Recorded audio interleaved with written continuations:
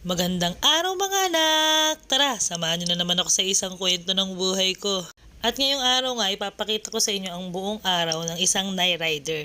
Kaya tara, samahan niyo na muna ako. Bali ngayong araw nga, nakatoka akong maglaba. At para makatipid tayo sa oras, ginagawa ko bago ko maghatid, sinasalang ko na yung mga labahin ko. Sobrang laking tulong talaga pag naka-automatic ka kasi ilalagay mo lang tapos pwede mo nang gawin lahat ng kailangan mong gawin habang nagsasalang ka ng labahin. Kaya talagang ito ang pinakaunang pinundar ko. Sa totohanan lang mga anak, sobrang tagal nang ginugugol ko pagka hindi ako naglalaba sa automatic. Sobrang ubos yung oras ko pagka naglalaba ko ng hindi automatic. Pati yung color safe ko na bleach, ubos na rin.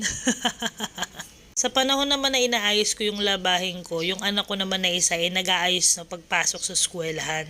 Nakakatuwa nga yung mga anak ko kasi kahit pa paano independent na sila. So marunong na silang umayos kung ano ang dapat nilang ayusin papunta sa school. At fast forward na, susunduin ko naman ngayon si Amara. Bali ngayon, nakatoko naman kami as cleaners. Kaya yung mga nanay allowed naman pumasok pagka cleaners yung anak nila.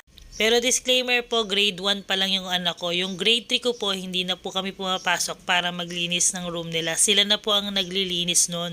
Ay naku mga anak, pag mag-isa ka lang talaga kailangan i-maximize mo talaga yung oras mo. Sa totoo lang mga anak, noong time na yan talagang nagluluto ako. Iniwan ko lang kasi time na pala. So ang ginawa ko, iniwan ko muna kay Anika yung lulutuin ko. Tapos siya na magtutuloy. Medyo na late nga ako kasi dapat 5 minutes ahead nandito na ako. Kaya ayan, ang siste, yung anak ko na yung naglilinis para sa akin. Sa isip-isip siguro ng anak ko, ano ba naman yan si nanay? Napakatagal naman! Pero kidding aside, natuwa ako talaga nung nakita kong nagwawali siya.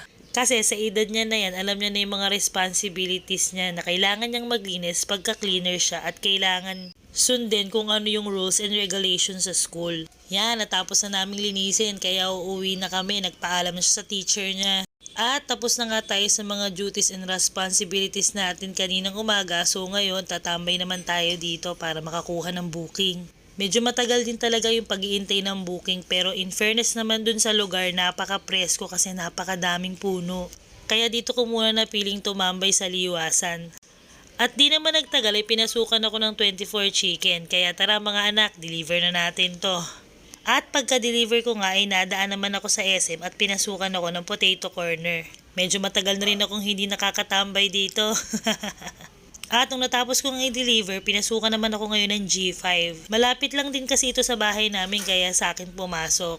Naku mga anak, nagulat nga ako kasi napakabigat pala ng bilao na yan. Talagang siksik na siksik talaga yung laman ng bilao pagka dito kayo umorder sa G5. In fairness naman, tsaka masarap talaga siya ng bonggang-bongga. Kaya tara mga anak, i-deliver na ulit natin to. Pero kung gusto nyong matikman yung mga pagkain dito, dito lang yan sa Along JP Rizal sa Nangka. G5 pala yung pangalan ng restaurant. In fairness, napakasarap dyan. Pero hindi to sponsored At pagka-deliver ko naman, umikot lang ako sa liwasan, pinasukan na ako ng Pizza Hut doon sa Ayala Mall, Arvo. Medyo hindi pa ako sanay dito kasi hindi pa ako masyadong familiar. At dahil nga napakahaba at hindi ko na pala mapagkasya sa isang video, kaya sa susunod na part 2, ikikwento ko naman sa inyo kung ano yung ginawa namin nung kinagabihan nung araw na yon. Kaya mga anak, sinamahan nyo na naman ako sa isang kwento ng buhay ko. Sana nag-enjoy din kayo tulad ng pag-enjoy namin ngayong araw na to. Hanggang sa muli mga anak! Bye!